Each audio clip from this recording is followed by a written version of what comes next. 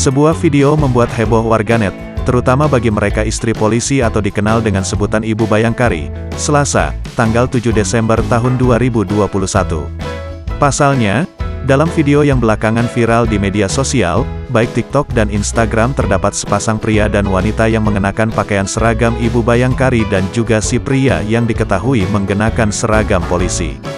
Di video itu, mereka merekam dengan menggunakan sound yang sedang ramai digunakan warganet. Kacang hijau memang bergizi tapi coklat bikin nyaman bikin tenang di hati. Asek, namun, warganet yang kadung melihat video tersebut justru merasa curiga dengan keduanya. Warganet menebak jika keduanya hanya menjadi polisi dan Ibu Bayangkari gadungan.